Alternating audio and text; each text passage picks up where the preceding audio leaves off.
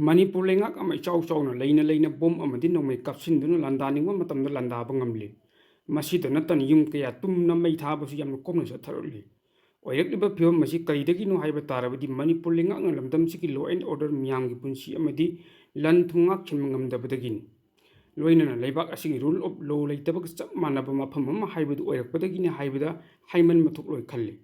Yamna ikai ningai oiribadi mikhalgi matamda miyamna vote piduna khalakpa miyamgi miyuchingna semba lengak am ichau chawna leiraga lamdam asigi law and order ngak chinma ngamdabasin.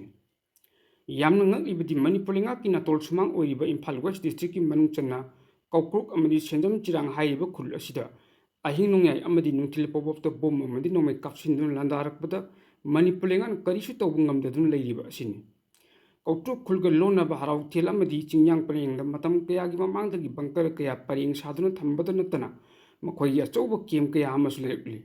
Masigi mayek sengnabu khutam changdam lamdam masigi print amadi electronic media na mayek seng uttuna lamdam sigi lenga aki nakong oinaba khangcheba leikrabani. Masina miyamgi life and property ngak senma ngamdraba mamingtagi oiba Manipur lengak haibudu oiri miyamna su lengak asigi mafamda karigum thajaba amata leitagum tawri. Lengak na sum Manipur miyam sininglaga chijau waninglaga wajau nayum Mei Chakninglaga Chakchou haibaramda ningai tan leithokli haina lamdam sigi miyamna haindaruli.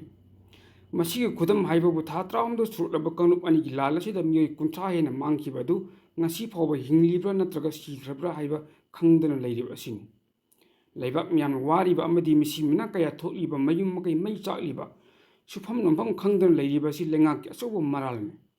Lengak ama leina asumna miyam awaba ipakta tahliba si yamna lalli lengak loisingna Manipur tholiba kang anigi lalasi athu matamda loisinaba lawfam thokpa thaudang adu lawduna Bharat lengak ko wari sanabasu ngamde.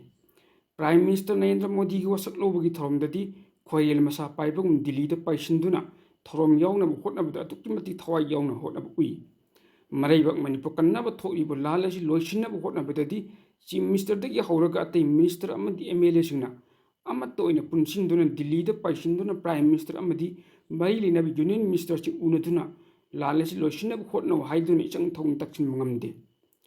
Matang asi thamningli wafam di hojik Prime Minister Narendra Modi ki ahum subu lengak sasan haibadu lakle sahi yam hena maki mafamda Manipur ki Chief Minister na uhai ama phawba haiba ngamdana lan loisillu haiba ngamdana leklebusu hojikti Chief Minister in Biren kanano mareibak ning Chief Minister ni haibadu tokthorokpa thabakna khanghannaba Prime Minister athu matamda unaduna Manipur ki lalasi loisinaba khotnabam thoki.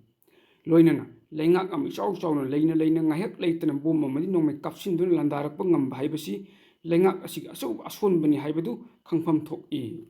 Miyamgi mit nakong oihanjariba Impact TV News haiba news networking YouTube channel amadi FB page asibu like subscribe amadi follow tawbiduna support tawbiyo. Loinana tungkoina miyamgi seba tawba ngamnanaba adongi mamal yamlaba suggestion taramna okjari.